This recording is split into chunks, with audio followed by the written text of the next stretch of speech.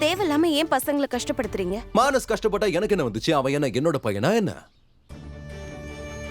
மானஸ் என்னோட மக இல்ல, அதுதானே உண்மை இல்லையா?